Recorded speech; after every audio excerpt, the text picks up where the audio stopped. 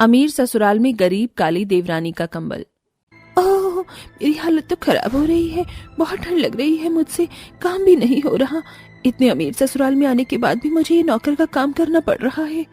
अविका ठंड की वजह से ठीक से बर्तन नहीं धो रही थी। 2 उंगली से प्लेट उठाती है कि जमीन पर गिर जाती है।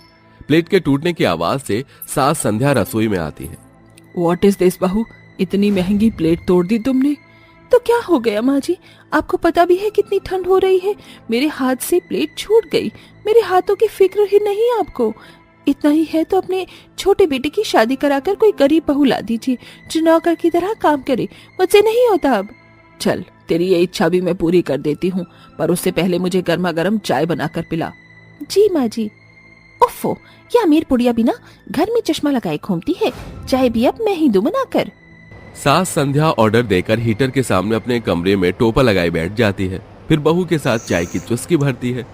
अगले दिन दोनों हॉल में बैठी टीवी देख रही थी। इतने में सौरभ एक गरीब और काली लड़की से शादी कर घर में आता है, जिसे देख सास का खून खौल जाता है। तेरी हिम्मत कैसे हुई इस काली सी लड़की को इस घर की बहू बनाने की? देख तो, कोयले से भी काली लग रही है मुझे ये।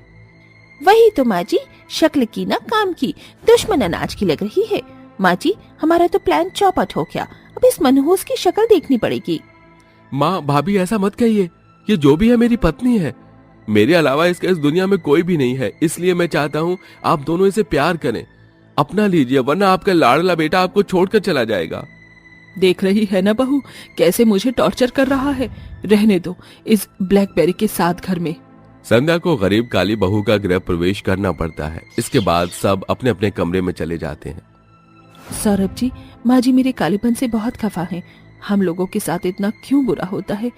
आपने अपना लिया, लेकिन किसी और ने मुझे कभी नहीं अपनाया। अब क्या होगा? टेंशन मत लो, तुम्हें अपना लेंगे, बस तुम अपना बेस्ट दो। फिर दोनों सो जाते हैं। अगले दिन सास बहू मुंह फुलाए बातें कर रही थी। माँ जी, उल्टा हो गया। इस कलूटी ने देवर जी को अपने जाल में फंसा लिया। सोच रही है अमीर ससुराल में ऐश करेगी। नहीं, मैं ऐसा नहीं होने दूंगी। इस ब्लैक कैट को सबक सिखाना ही पड़ेगा। तभी काली बहू सर्वगुण संपन्न बहू की तरह जल्दी उठकर घर का सारा काम कर डाइनिंग टेबल पर खाना लगा देती है। माँ जी, मैंने खाना लगा दिया है, आप आइए ना। ओह, मैं तो जल्दबाजी में स्वेटर ही पहनना भूल गई। रसोई में थी तब पता ही नहीं चला। मैं आती हूँ माँ जी। तू स्वेटर बाद में पहन लेना, पहले हमारे साथ नाश्ता कर। चल आजा। प्राची मना करती है, पर संध्या जबरदस्ती उसे अपने पास बिठा लेती है। इतने में वो अविका को इशारा करती है और अविका उसके कमरे में जाकर उसके स्वेटर को कैंची से काट देती है। कुछ देर बाद खाना खाकर प्राची अपने कमरे में स्वेटर पहनने जाती है तो उसका स्वेटर फटा होता है। हे भगवान, ये तो मेरा नया स्वेटर था जो सौरभ जी ने दिया था। ये इतना फट कैसे गया? कोई बात नहीं, घर में ही हूँ, ऐसे ही काम कर लूंगी। प्राची के कमरे के बाहर जेठानी और सास हंस रहे थे। वाह बहू, तूने तो बहुत अच्छा काम किया है। अब पूरी सर्दी इसे ऐसे ही परेशान करेंगे। हाँ माँ जी, और काम तो हमें अभी भी नहीं करना पड़ेगा। अभी गंदे कपड़े से धुलवाते हैं। माँ जी, ठंड लग रही है, पहले हम हीटर चलाकर बैठ जाते हैं। दोनों कमरे में जाकर हीटर के सामने फिर बैठ जाती हैं और गर्माहट का मेवा खाकर मजा लेती हैं। कुछ देर बाद अविका काली बहू को ढेर सारे कपड़े धोने के लिए दे देती है। पर जेठानी जी, यहाँ तो वॉशिंग मशीन है, तो कपड़े हाथ से धोने की क्या जरूरत है? उसमें धो लेते हैं ना, उससे और भी जल्दी धुलते हैं। जितना बोल रही हूँ उतना कर लो, ज्यादा जुबान चलाने की कोशिश मत करो मुझसे देवरानी जी। ये मत समझना तुम्हारी बातों में आऊंगी, काली कलूटन कहीं की। ठीक है जेठानी जी। अविका चली जाती है। फिर काली बहू ठंड में ठंडे पानी से कपड़े धोती है, जिससे उसे छींक आने लग जाती है। एक तो स्वेटर नहीं है, ऊपर से हाथ ठंडा हो गया है। आछू, लो हो गई दिक्कत। ऐसे ही दिन गुजरते हैं। संध्या और अविका जानबूझकर प्राची को रोज कोई न कोई ठंडा पानी का काम देते थे, जिससे उसकी तबीयत और खराब हो जाती है और उसको गरीब काली होने का ताना देते हैं, जिससे उसकी आंखों में आंसू आ तो जाते हैं, लेकिन फिर भी वो सौरभ को कुछ नहीं बताती। एक दिन सौरभ प्राची की तबीयत खराब होने की वजह से उसे कंबल लाकर देता है। मुझे पता है घर वालों का दिल जीतने के लिए तुम जी तोड़ काम कर रही होगी। देखो, सर्दी जुकाम हो गया है, इसलिए ये नया कंबल लाया हूँ, थोड़ा आराम कर लिया करो। स्वेटर मुझे तुम्हारा नाप का समझ नहीं आया, इसलिए नहीं लाया। अच्छा, मैं 2 हफ्तों के लिए काम से बाहर जा रहा हूँ, अपना ख्याल रखना। हाँ जी ठीक है। देख रही है ना बहू, मेरा बेटा कितना लट्टू है इस काली कलूटी पर। अब देख इसके कंबल का मैं क्या हल करती हूँ। जी माँ जी। कुछ देर बाद अविका उसे रसोई के काम में उलझा देती है। इतने में संध्या उसके कमरे में जाकर उसे कंबल को मोमबत्ती से जला देती है। एक तो काली ऊपर से मेरे बेटे के सामने बेचारी बनती है, अब मर सर्दी में। सास उसका नया कंबल जलाकर चली जाती है। ये देख प्राची फिर उदास हो जाती है। ये कंबल जल कैसे सकता है? मैंने तो अपने कमरे में कुछ जलने वाली चीज भी नहीं रखी थी। अब मुझे ऐसे ही ठंड में सोना पड़ेगा। प्राची अपने कमरे में बिना कंबल के ठंड में सोती है। ऐसे ही दिन गुजरते हैं। वो और बीमार पड़ जाती है। एक बार गर्म चाय देने सास के पास जाती है कि टक्कर से सास की साड़ी खराब कर देती है। तेरी इतनी हिम्मत, तूने मुझे गरम गरम चाय से जला दिया और मेरी साड़ी भी खराब कर दी। अब देख मैं तुझे बताती हूँ जलना किसे कहते हैं। काली कलोटी, ग्रहण लगा दिया तूने जिंदगी में। नहीं नहीं माँ जी, माफ कर दीजिए, मुझसे गलती हो गई, गलती से हो गया। बिल्कुल नहीं माँ जी, आज इसे सबक सिखा कर रहिए। सास प्राची का हाथ पकड़कर बाथरूम में ले जाती है और गीजर के खौलते पानी में उसका हाथ नल के नीचे रखती है, जिससे उसकी पूरी हथेली जल जाती है। वो बहुत रोती है, चीखती है, लेकिन सास और जेठानी खुश होते हैं। माँ जी मेरा हाथ, माँ। अब आया मजा, चल अविका बहू यहाँ से। बेचारी प्राची उनका जुर्म सहती रहती है। एक हाथ जला हुआ, दूसरी सर्दी की वजह से सूज गया था। ठंड से पहले ही जकड़ गई थी, फिर भी काम करती रहती थी। एक दिन रोते रोते उसे ठंड में कांपते हुए अपनी माँ का कंबल याद आता है। माँ का पुराना कंबल संभाल कर रखा है, आखिर निशानी के तौर पर उसे ही निकाल लेती हूँ। प्राची अलमारी से माँ का कंबल निकालकर 2 दिन तक आराम से सोती है। फिर तीसरे दिन जेठानी को पता चल जाता है। अविका फौरन सास के कान भर देती है। अच्छा, उस कंबल को भी जला देते हैं। अब दोनों सास बहू उसके कमरे में जाते ही सोते हुए प्राची से कंबल छीन लेते हैं और जलाने लगते हैं। इतने में ठंड से उसकी आंख खुलती है और सामने जेठानी सास को कंबल जलाता हुआ देखती है, जिसे देख वो घबरा कर उठती है और अपने जले हाथों से उसे बुझाने की कोशिश करती है। माँ जी, ये आप दोनों ने क्या किया? इतने समय से आप मेरे साथ ये सब कर रहे थे, मेरी माँ की आखिरी निशानी थी, क्यों किया आपने ऐसा? प्राची कंबल को बुझाने की कोशिश करती है। इतने में सौरभ लौट आता है और सबसे पहले जग का पानी डालकर उसके कंबल को बुझाता है और गुस्से में अपनी माँ और भाभी को सुनाता है। प्राची, तुम ठीक तो हो ना? माँ भाभी, आप दोनों ये क्या कर रहे थे? ये तो अच्छा हुआ मैं सही समय पर आ गया। आप मेरे पीछे ये करेंगे, इस हद तक गिर जाएंगे, मैंने सोचा नहीं था। कम से कम आप उसकी माँ की आखिरी निशानी के साथ तो आप ऐसा नहीं करते। जानती हूँ मैं काली हूँ, इसीलिए आप मुझे नहीं अपना रहे, लेकिन जेठानी जी, आपकी माँ की आखिरी निशानी के साथ कोई ऐसा करता तब भी आप ऐसे ही हंसती रहती। क्यों किया माँ जी आपने? दोनों को अपनी अपनी गलती का एहसास होता है और वो हाथ जोड़कर माफी मांगने लगते हैं। आखिरी निशानी? हमें नहीं पता था बहू कि ये तेरी माँ की आखिरी निशानी है। हमारा दिमाग खराब हो गया था जो हम इस हद तक आ गए। हमें माफ कर दे। हाँ प्राची, माफ कर दो, हम बहुत शर्मिंदा हैं, माफी के लायक नहीं है, फिर भी हो सके तो। प्राची उन्हें गले लगाकर माफ कर देती है, जिसके बाद दोनों उसे नया कंबल देते हैं। प्राची अपनी माँ और सास जेठानी के दिए कंबल के साथ उसका इस्तेमाल करती है और सब खुशी खुशी रहने लगते हैं। पानी, बहुत ठंड लग रही है, मेरा स्वेटर निकालो।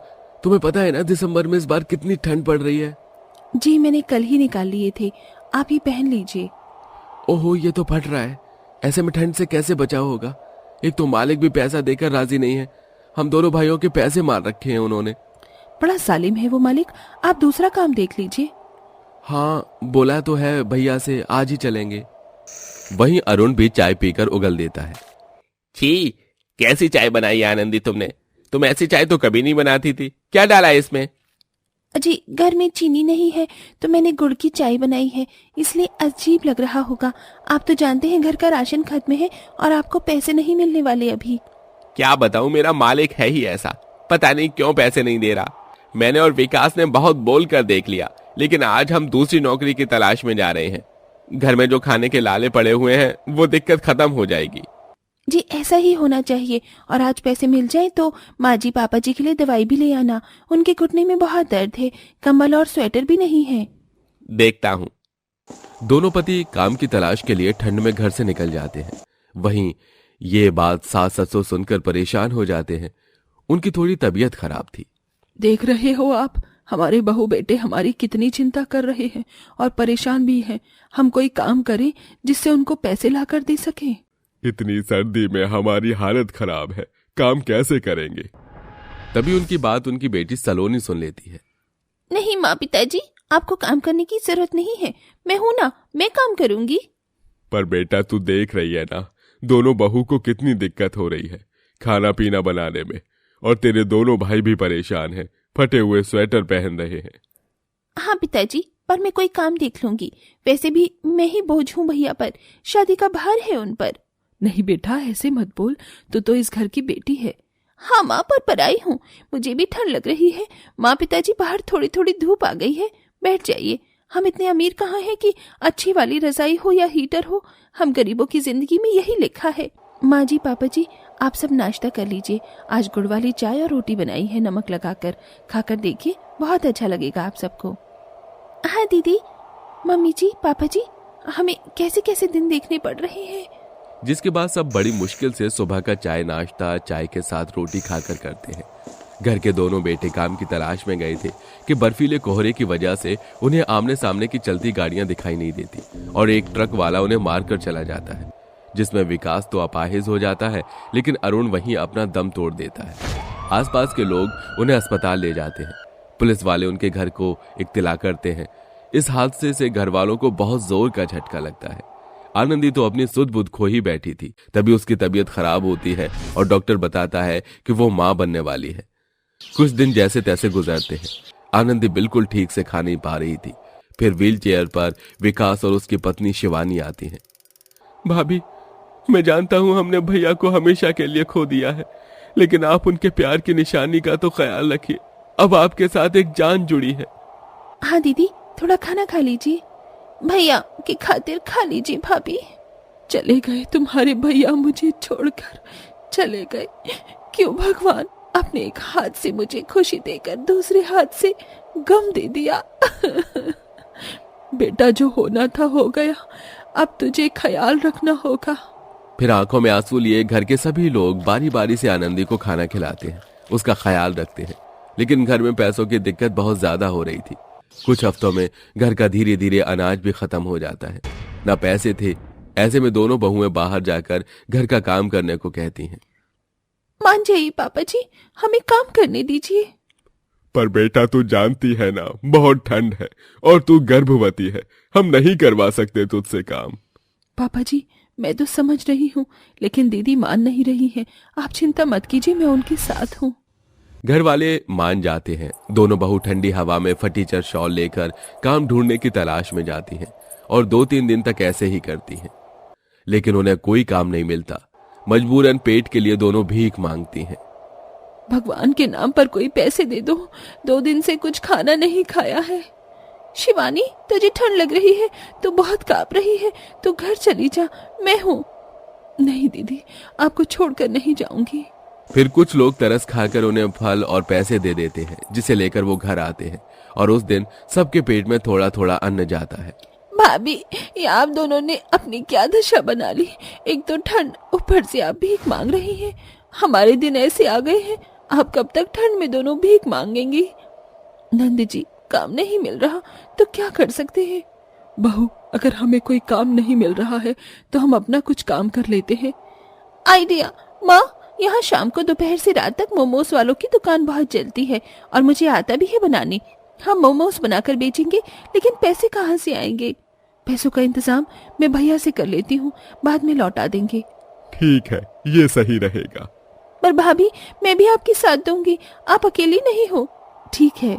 शिवानी अपने भाई से कुछ पैसे मांगती है, जिससे वो मोमोज बनाने का सामान ले आती है और दोनों अपने घर से थोड़ी दूरी पर एक तंबू लगाकर ठेले पर मोमोज बनाकर बेचने लगते हैं। आइए आइए आइए, गर्मा गर्म मोमोज की प्लेट खाइए, सिर्फ 20 रुपए, 20 रुपए, 2 प्लेट पर 1 प्लेट फ्री। आइए आइए, पनीर वेज मोमोज लीजिए। अरे नैना, तूने सुना, मोमोज 2 प्लेट पर 1 प्लेट फ्री। हम दोनों खरीद लेते हैं और जो तीसरी मिलेगी उसे आधा आधा खा लेंगे। हाँ, जल्दी चल। दोनों उनकी दुकान पर जाकर मोमोज मांगती हैं, जिसे खाकर वो कहती हैं, अरे वाह, ये मोमोज हैं कि जन्नत। टेस्टी है नैना, बहुत ज्यादा टेस्टी हैं। आपके पास कुरकुरे मोमोज मिलते हैं क्या? वो तो और भी ज्यादा अच्छे हैं। माफ कीजिएगा, वो तो नहीं है। ऐसे ही धीरे धीरे लोग उनकी दुकान पर आते हैं और सस्ते मोमोज खाकर उनकी बहुत तारीफ करते हैं। कुछ दिनों तक सब सही चलता है, लेकिन सामने वाली मोमोज की दुकान पर ज्यादा भीड़ होने लगती है, जिससे उनका धंधा ठप हो जाता है। भाभी, हमारे स्टीम मोमोज तो काम नहीं कर रहे, क्योंकि सामने वाली दुकान भी अच्छी ऑफर दे रही है। हमें अपने ग्राहक को कुछ अलग खिलाना पड़ेगा। आपको याद है एक लड़की कुरकुरे मोमोज की बात कर रही थी? क्यों ना हम भी वही ट्राई करें? ठीक है। अगले दिन से तीनों नंद भाभी अपने कुरकुरे मोमोज के ढाबे में कुरकुरे मोमोज बनाती हैं। एक नंद स्टफ का सामान बनाती है तो दोनों भाभियां करारी करने के बाद कढ़ाई में सेकती हैं, फिर सेल करती हैं। धीरे धीरे उनकी दुकान पर लोग कुरकुरे मोमोज खाकर उनके दीवाने हो जाते हैं। अरे वाह वाह वाह वाह वाह, आप तीनों के कुरकुरे मोमोज की क्या तारीफ करूं मैं।